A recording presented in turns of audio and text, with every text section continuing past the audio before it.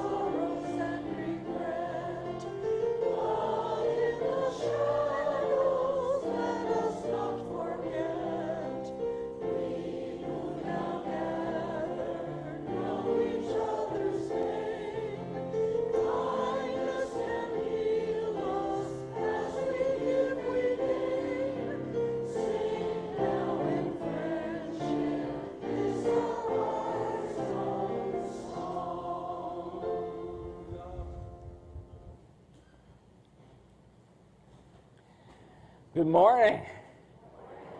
I'm Reverend J. Wolin, your settled minister here at the Unitarian Universalist Church of Sarasota. And just in case you're getting a little cognitive dissonance, something is different or out of place, we're going to do that every week. I think we're going to move something. No.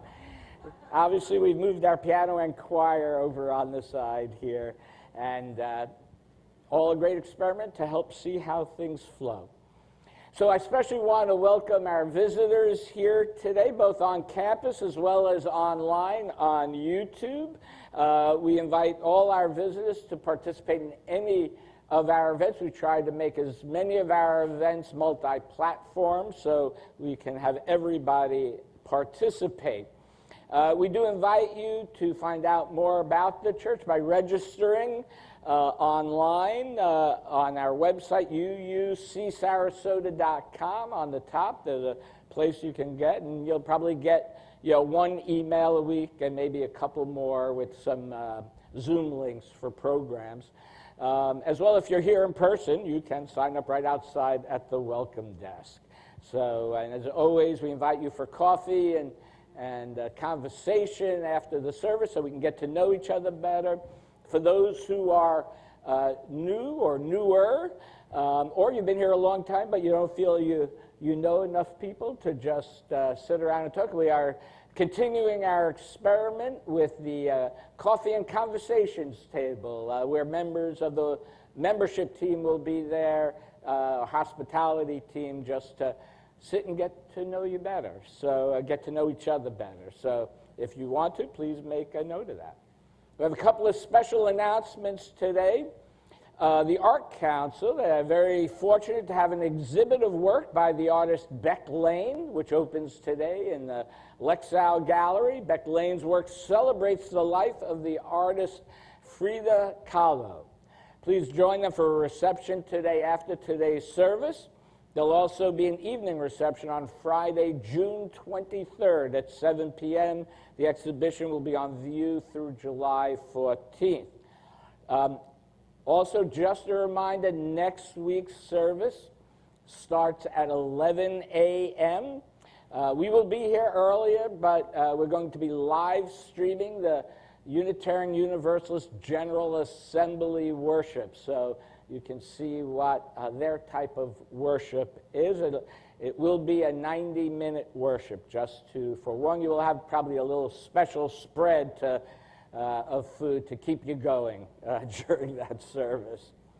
Our share of the plate today, I don't know, do we have a representative from, do you want to come up and give a 2-minute spiel about our share of the plate today? 2 minutes. Otherwise, you get the tap on the shoulder like at the Oscars, and then we cut the mic off. Why don't you come up and use a microphone if you would? All right. Good morning, everybody. I'm Rachel Woolley. I'm from Also Youth. Sharon Howard asked us to be here today. I'm really, really excited. Just some information about me really quickly that might be endearing to you. I grew up Methodist, and my papa is a retired Methodist minister, so he would be very pleased at the number of people here today. So it's really good to see all of you. Just really quickly, I've been with Also Youth just shy of 3 months. My background is in teaching. I used to be a middle school English teacher. I could not last any longer, so I got out of that, and I'm so glad to be able to serve young people, especially teens and young adults in the LGBTQ community. Also Youth has been around for 30 plus years, and we're not going anywhere, so please come and find me in the courtyard afterwards, and I'd love to tell you some more about our organization. Thank you so much.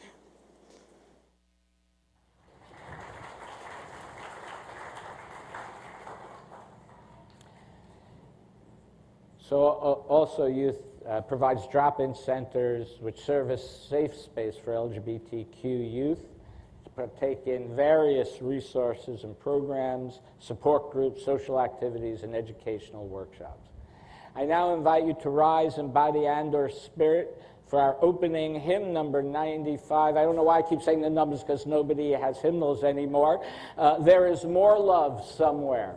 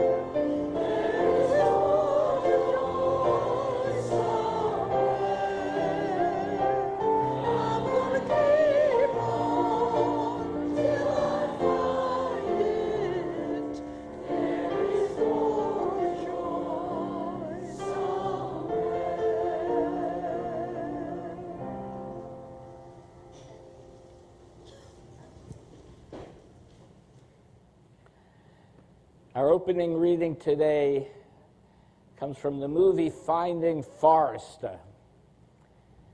Losing family obliges us to find our family. Not always the family that is our blood, but the family that can become our blood. And should we have the wisdom to open our door to this new family, we will find the wishes we once had for the parent who guided us, for the sibling who inspired us. End quote. We come together, some with our own families, some with created families, some looking for family. As we gather today in community, let us remember to be open to all, to help learn from, comfort, and inspire each other. As we light our chalice, let its flame be symbolic of a beacon showing the way to those in need of our beloved community. So please join Kerry now in lighting the chalice as we affirm one of our principles. As we light this chalice, the symbol of Unitarian Universalism, we affirm our first principle.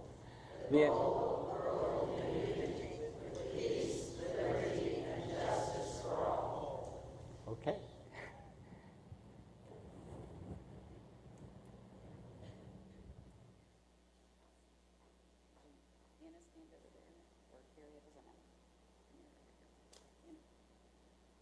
Good morning. Happy Father's Day to all of you fathers and father figures. Just like moms, you too nurture your children, but in a different and special way that is all unique to you and as unique as the families you create. So on that note, a few of us are going to read a story to you today. And today's story is A Family is a Family is a Family, written by Sarah O'Leary and illustrated by Chen Ling. We were talking about families at school, and the teacher asked what we thought made our family special. I went last because I wasn't sure what to say. My family is not like everybody else's. The first child said, "My mom and dad have been best friends since first grade. They really like each other. It's kind of gross." The next child said, "There are lots of kids in our family. Mom and dad just seem to keep coming home with more." A little boy said, "Both my moms are terrible singers, and they both would like to really sing loud." "I have more grandparents than anyone else I know." "We have a new baby in our house," said one little boy. "I think my mom ordered him online."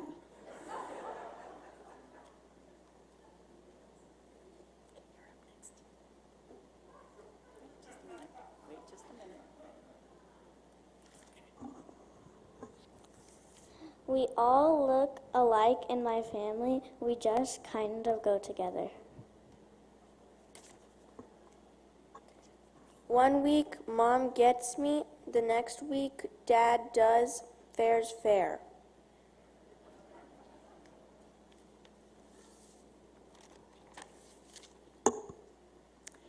Some people say I look like my dad, and some people say I look like my mom. I think I look like myself. "My mom says that before I was born, I grew in her heart." Because I live with my grandmother, people sometimes think she's my mother. Well, she's not. She's my everything. Some of the kids were dads when he met Mom, and some were moms when she met Dad, and now we all belong to each other. One of my dads is tall and one is short, but they both give great hugs. So I had listened to everybody else, and I just wasn't sure what to say. And then I remembered the time someone saw my family all together at the park. A lady asked my foster mother to point out her real children. "Oh, I don't have any imaginary children," my mom said. "All my children are real." A family is a family is a family. End of story, period. So now, yes, that does deserve a round of applause. Now, I'd like to invite any of our younger UUs to join me in the West Wing, where we will experience one of my favorite Father Day rituals, which is playing board games together as a family. Thank you.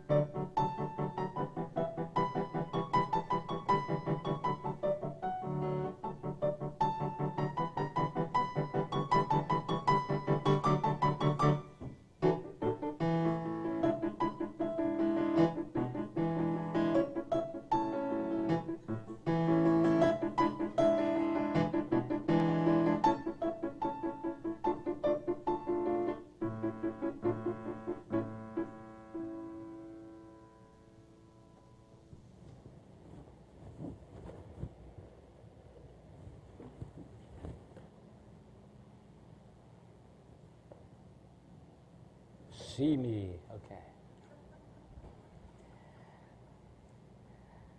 Okay, our centering in words today are by Janet Bowering, entitled The Many Names for Mother, Father, Parent. Blessed is the person who feeds, warms, washes, comforts a child, and soothes them in illness, for they shall be called caregiver. Blessed is the person who gives shelter and food, clothing, toys, books, and tools, for they shall be called provider. Blessed is the person who opens doors in the child's experience, who explains the puzzling and wonders at the mysterious in the world, for they shall be called teacher. Blessed is the person who shields a child from that which will wither or warp, who protects the child from abuse and exploitation, who guards against bullying and scorn, for they shall be called defender.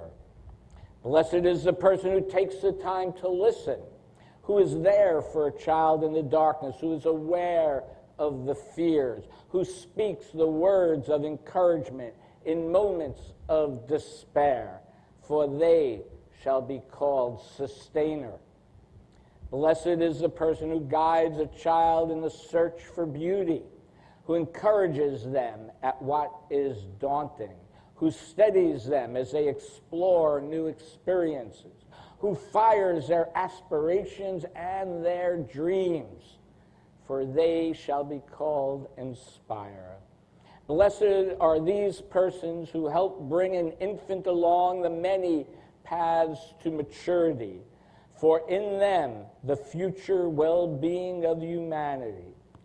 As we enter now into a time of silence, let us contemplate what we can do to care, provide, teach, defend, sustain, and inspire the children in our lives and in our community.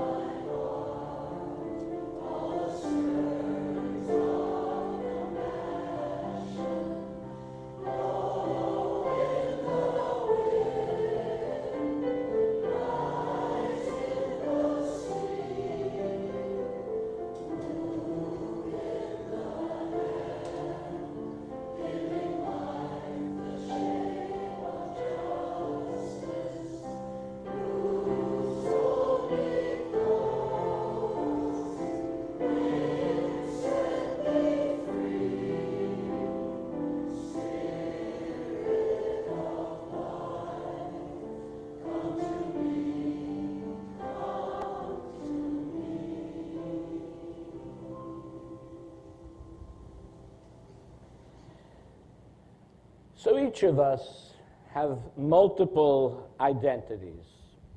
There are some identities that are natural to who we are. There are some identities we learn to adapt to because we believe it is necessary to survive in the world that we live in.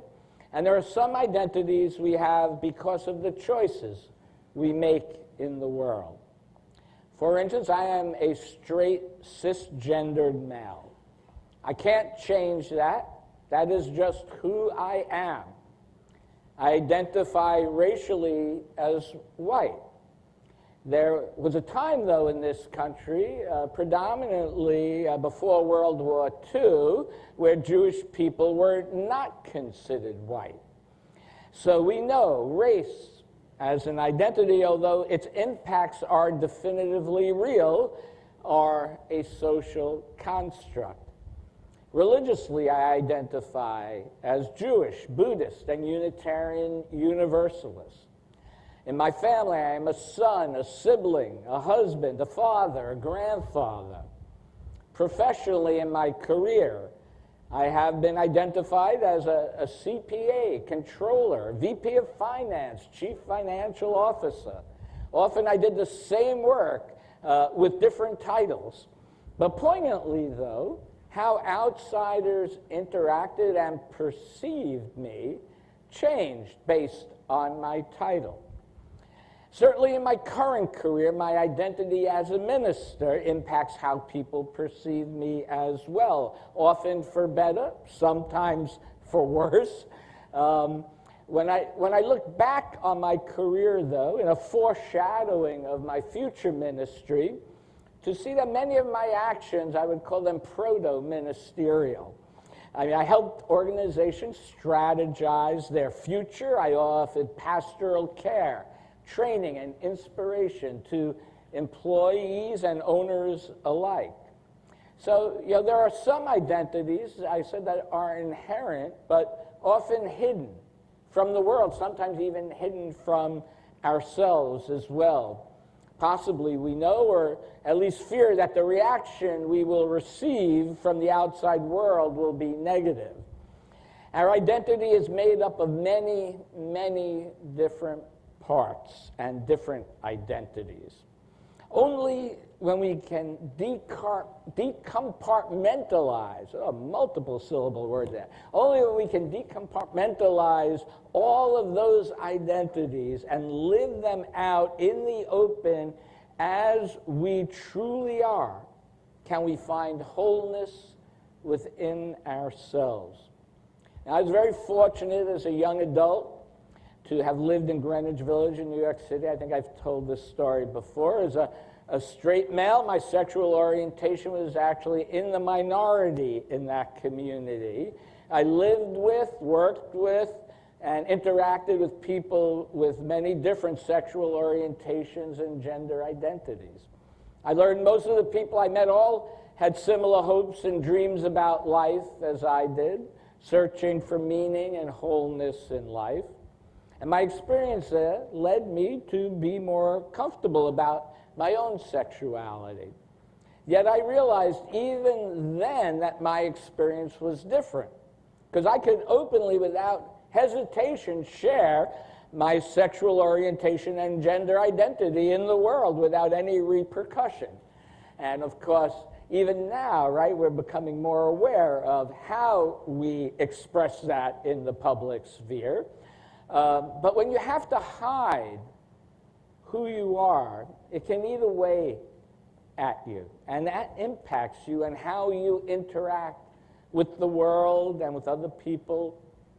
So here inside these walls, within this community, we commit to welcome all people of all sexual orientations and all gender identities in all their wholeness, in all their beauty, for who they are.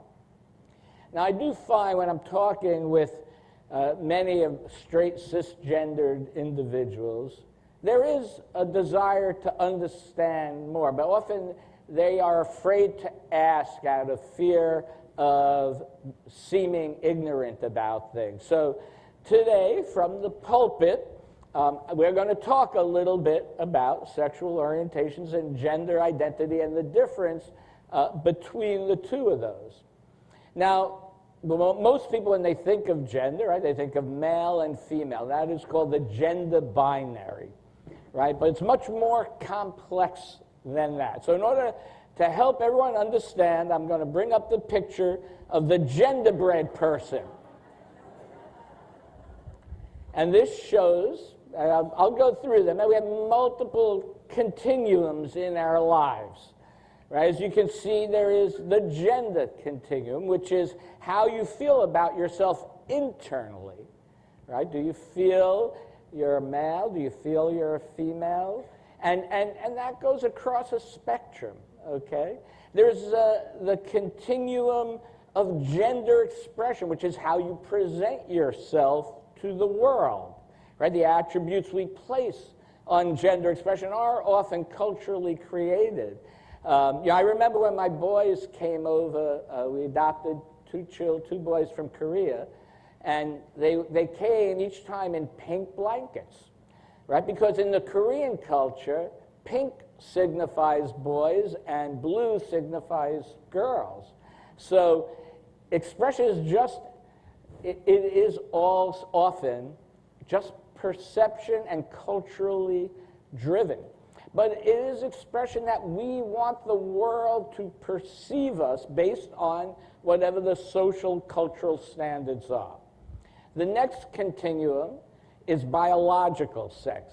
So if you heard the LGBTQIA, the I part is intersex, which really means that you are born anatomically with both male and female organs.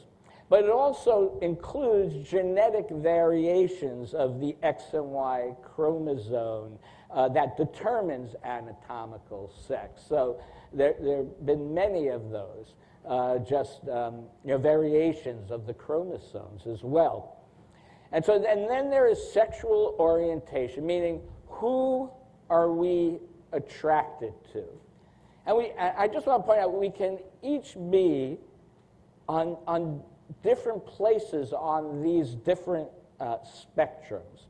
And so if you can pull up the next slide. So I just want to put up, this is, the phrase I use, cisgender, so I didn't explain that initially, is when you identify with the gender that you were born with. So I'm cisgendered because I was born with a male body and male chromosomes, and I identify as a male. And so you see I have all on the left side. But that's just this, because that's what the slide was from the class I had many years ago.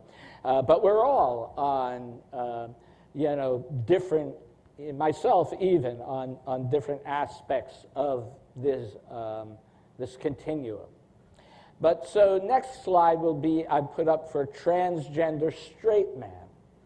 So, okay, very similar to mine with just one exception. They were born anatomically as a woman, right? And so those of us who are cisgendered, I just want to point this out, right, need to be allies to our transgendered siblings. And I want to point out, if you were a transgender gay man, the two on the bottom would be more on the right, attracted to women. So thus the difference between gender identity and sexual orientation. Who you identify as and what you identify as, and who are you attracted to. Two different things. And so the next slide, which is set up as gender queer individual, if we can pull up the next slide, is it up there? Yes, it is, right. It's all over the place, right? As I said before, you have a binary, you're either male or female, but then there's also gender queer. There are many other phrases that are used, and if you have a preference, let me know what phrase you would like to use. Non-binary is another common phrase. And so I just point out that we could be all over the place on these scales, and that's where life is. That is who people are. And I'm going to say it's probably where people have always been, but our society has become more open and welcoming and accepting and allowing people to express themselves and be who they truly are. And so I think it is important that we need to be allies to our transgender siblings because they are under threat. And I use that phrase siblings very purposefully because we're all at a different place on this continuum. And we have to do the work to understand where we are internally. Carl Jung wrote, "The privilege of a lifetime is to become who you truly are." And that is what we are here for, right? To create that safe space, to explore the depth of meaning in our lives, and to share that with others for the betterment of the world. For if we do not act in a way that we internally know who we are, how can we ever know wholeness? But we can only do this with faith, that we can learn to understand ourselves and that we can learn to understand others with a love that is open to trusting ourselves and well as others. And a nature that is forgiving, that when we make that awkward step forward and stumble, and we will, it happens all the time. No matter how long you study and learn, you're always going to say something inappropriate at some time. And when that happens, just apologize and move forward. Or ask if somebody lets you know. Act with a sense of, Ted Lasso, if any of Ted Lasso fans, a famous dart scene where he says, "Be curious, not judgmental."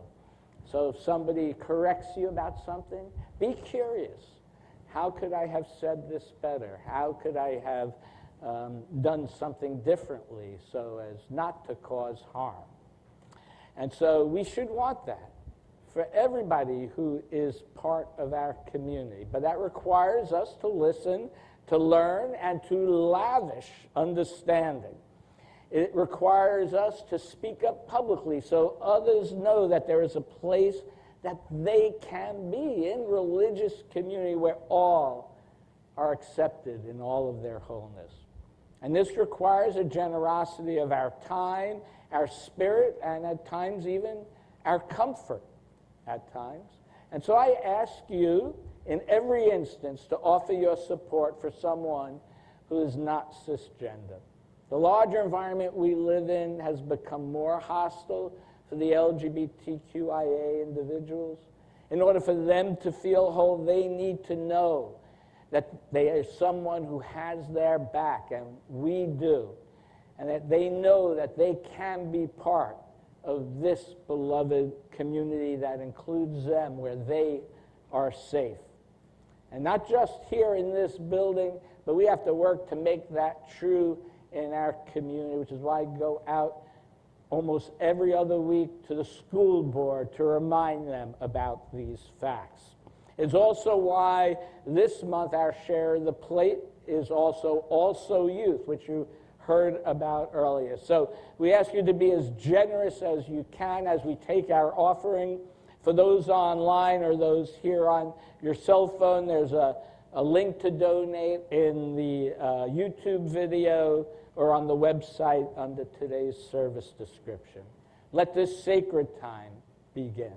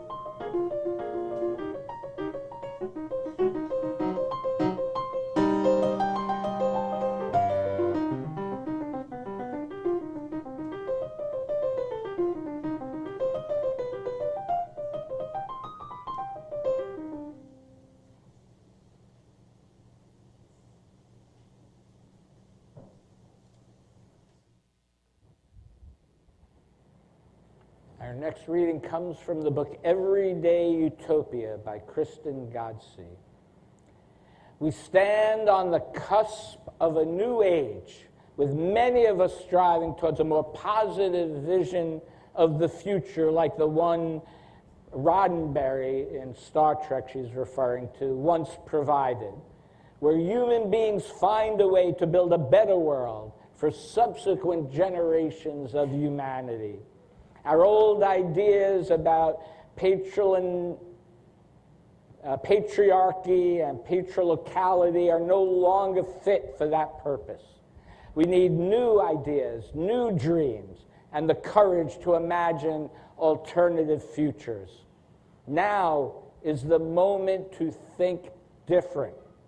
If we can imagine them first in a galaxy far, far away, it's only a matter of time before we boldly go and begin figuring out how to translate these inspired visions into our own everyday utopias.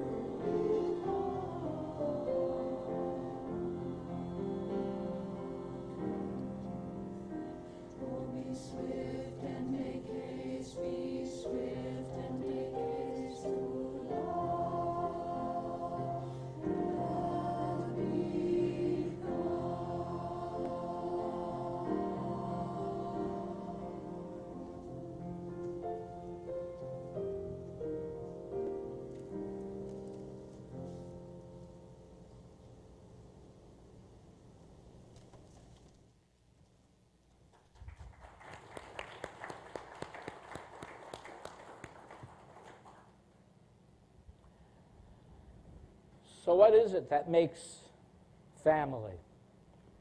I chose that centering reading today because it didn't assign a specific gender to the roles of family. Caregiver, provider, teacher, defender, sustainer, inspirer. May we all be that for each other and for the children of this community, whatever our gender is. Sometimes we get so steeped in our culture and what it tells us is the truth that we have to strip away the veneer of what society tells us we should be, or what we should do, or how we should do it. We need to look at the world with a wide open and curious mind to stave off that conditioning and marketing that we are just constantly subjected to. I want us to think about family in a new way today, just to try and envision it. In her book, Everyday Utopia, which I highly recommend, author Kristen Godsey writes about how Star Trek was inspirational to her. It showed a vision of how our world could be. Right? There was an abundance of food, health care, and housing. So when there's no scarcity, you can make different and better decisions about what you want to do with your life. Right? It was a world of exploration, of new worlds and new planets. And we could take that literally or figuratively. A world with equality. Well, this Father's Day, I would like us to explore other possible ways of living together instead of the way we are trained to think about how families are organized in that like nuclear, isolated family. Now, I know growing up I had this expectation, and this was transmitted down from generations in my family, right? That I would get married, have 2.3 children, a dog, a house in the suburb. The picket fence thing was a question mark, but that was the expectation that became my expectation.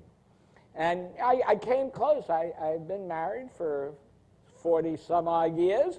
I do have 2 versus 2.3 children, but if you count all of my kids' friends who always ended up living with us, it's almost about right. And of course, if you follow me on Facebook, you know I have a dog. So there was just this expectation that I would then have to acquire a skill or a profession to support myself and family to do this, right? And I really didn't give much thought about it. I didn't give any thought to, well, maybe my wife will support me. I don't know personally. I would kind of like that. But that thought never really even entered my mind growing up, right? There's this sort of societal, cultural expectation. And I had that until I was about 40, and some people call it a midlife crisis. I called it, sort of a midlife exploration. And some people, when they're faced with this conundrum in their life, they go out and buy a sports car. I went and became a minister.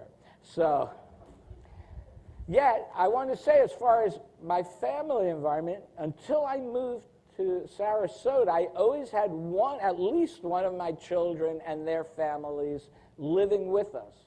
And really, it was just a more economical for all of us. And frankly, I enjoyed living not only with my family, just because they were younger people, and having younger people and that activity in the house, and particularly loved play with my grandchildren, and then babysitting sometimes, but being able to give them back then, right?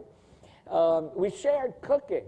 We shared chores around the house. My son, I was very happy to let him do the snow shoveling. I know we don't have to worry about that here, but all the lawn work and so forth. And so it was just nice being together.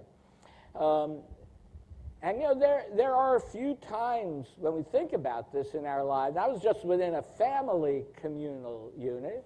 I had a friend who I lived with. His family had like a 4-story house. He had every cousin, aunt, and uncle in all of the separate apartments in their house. Probably about a dozen to 15 people living there. So different cultures have different ideas about how family units work together. And there are a few times in our lives, if we think about it, for some of us who have had these experiences, where we do have communal living. And if you went to college or go to college and you live in a dorm, right? You have communal living. You have maybe your own bedroom with a roommate. You have a separate center room with cooking and so forth, or watching TV. And you have local grounds as well. Often when young adults are single, they gather together, especially if they live in an expensive area like this, and they share living space with multiple roommates. And then, of course, the other time we live together communally often is when we are older and we move into retirement communities, which I know a number of our members here do, where they serve you the meals communally, and you have social activities together. So it's interesting to think about why we rarely see this happen with married couples or when couples start a family with children. And in fact, there are some communities and states where it is actually illegal to share living quarters with multiple non-relatives. But I want you to think about this with the climate crisis, with housing crisis, with the ongoing feeling of alienation. Many feel today the idea of communal living is being revived. And I mean, you think about just sustainability. If multiple people are sharing a washing machine or a dishwasher, there's less energy being used, less things being purchased, less things being consumed. And I want to say there is a long, long history of trying to form communities to live more meaningful and sustainable lives. And these communities were started by secular and often, though, religious groups. Historically, these communities also had the benefit of freeing women from the bonds of a patriarchal society. And it's interesting that the etymology of the word family is slave, actually. Very interesting. The anarchist Emma Goldman wrote, and I quote, "Every daring attempt to make great change in existing conditions, every lofty vision of new possibilities for the human race has been labeled utopian," end quote. Almost as if a way to discredit the ideas. Because the idea or the concept or the social understanding of utopia seems unreachable, seems perfection. And so therefore, that discourages people from even trying. But it has been tried, and successfully, in many instances. In the 6th century BCE, the mathematician Pythagoras, the whole right angle, triangle Pythagoras, he started a colony for people to study mathematics and the mysteries of the world. In a biography of his life, it says, and I quote, "For all things with his disciples were common and the same to all, and no one possessed anything private." Upon his death, a woman took over the colony, which indicates that women had at least some form of opportunity and empowerment in that colony. The ancient Greek philosopher Plato, in his book The Republic, theorized how to create the perfect society. Whether you agree with him or not on the issues, he definitely touched on many of the big philosophical issues in the world. But he believed women as well as men should be guardians and that children should be separated from their parents and raised communally. Now, I will say there have been some studies with these communal environments, and they have found that when children are completely separated from their parents, they tend to fare worse. But when they have multiple families supporting them and they still are connected to their biological or main parent, that they actually do much better having multiple parents involved in their life. Many Buddhists, after the time of the Buddha, and even until today, live in communal living arrangements. Early Christian communities lived communally and shared their assets. Chapter 2, verse 44 states, and I quote, "All who believed were together and had things in common. They would sell their possession and goods and distribute the proceeds to all as any had need." So that sounds pretty socialist to me, Christianity.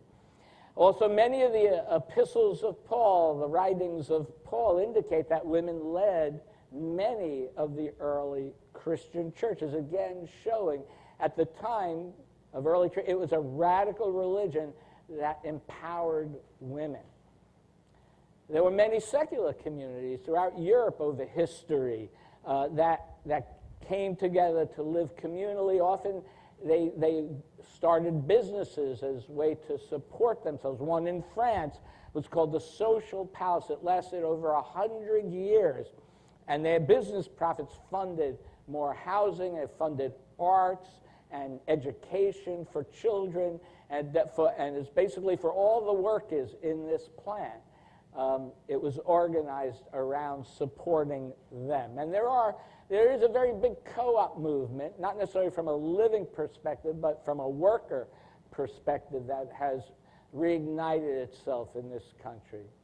The Unitarians and Universalists in the 19th century were very active in creating communal utopian visions, most famous being Brook Farm in Massachusetts that lasted 6 years, started by the Reverend George and Sophia Ripley, and the writer Nathaniel Hawthorne as well was part of their founding, and their goal was, and I quote, to ensure a more natural union between intellectual and manual labor than now exists, to guarantee the highest mental freedom by providing all with labor adapted to their tastes and talents, opening the benefits of education and the profits of labor to all, and thus to prepare a society of liberal, intelligent, and cultivated persons whose relations with each other would permit a more simple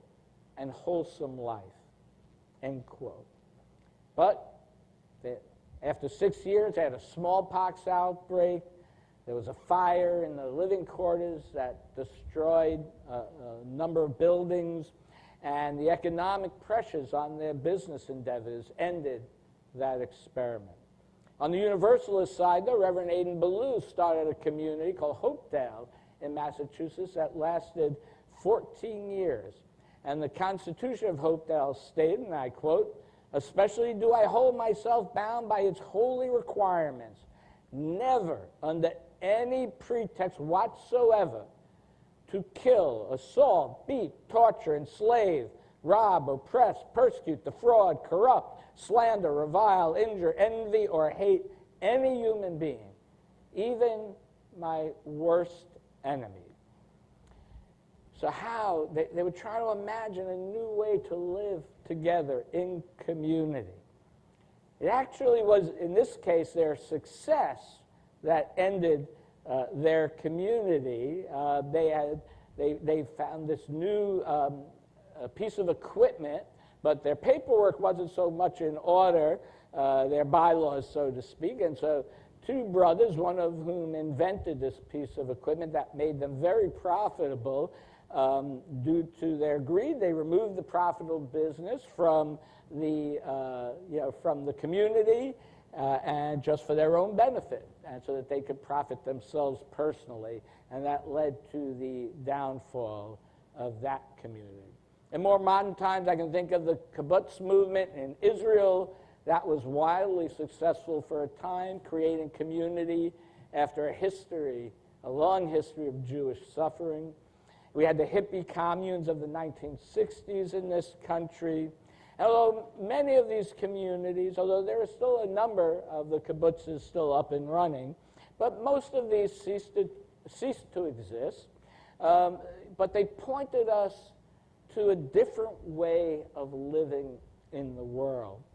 They pointed to a model of a different way to organize society. They pointed to a different way to organize families, so that families could be supportive of each other in raising children. I understand exactly what it's like. Even my own son now living in Iowa, his wife is home with the children, just one of them working. It's very hard to do that. Now, if they had multiple families living together, they could be supportive. We have seen a number of, especially single household families coming together, single women coming together with children and living together to support each other. But the problem that always seems to happen is that there is a backlash and suppression from those in power, often men, as ways to stop change, to stop the status quo. Every time somebody has a new idea, right, they put up a law, you can't live together in a town, right? And so, as with every experience, even some of the failures with these utopian visions, we can learn from and improve upon them. As the climate crisis deepens, as our families struggle financially, as hateful groups try to impose their will, the idea of utopia is a sign of hope and faith in the future. But first we have to believe that we can impact the future. And it will require us to rethink how we live in community. Christian Godsey paraphrases the German philosopher Ernest Bloch's idea of militant optimism as a social and psychological commitment to imagining a better world and striving to make it real. And although there will always be those who seek to convince us that there is no alternative to the current state of things, Bloch wants us to recognize that if we are all participating in the making of the world in which we live, then the world is malleable, right? We have the power to contest, to challenge, and to change history, because all histories begin first in the current moment, end quote. So change starts here. Change can start now. Happy Father's Day, everyone. May it be so. I invite you to rise in body and or spirit for our closing hymn number 401, Kumbaya, verse 1, 2, 3, 4, and 6.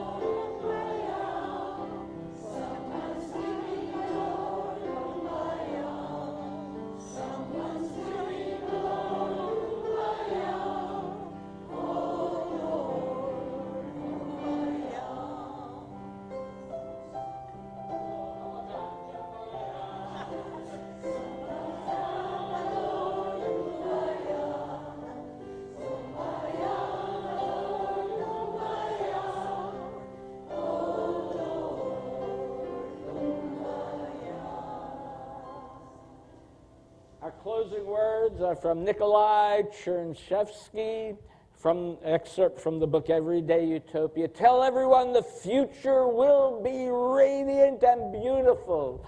Love it. Strive towards it. Work for it. Bring it nearer. Transfer it into the present as much as you can from it. And now, join me in extinguishing our chalice. The words will be on the screen. We extinguish this flame, but not the light of truth, the warmth of, or the fire of commitment. These we carry in our hearts until we are together again. Thank you all for your presence here today. Thank you. Thank you.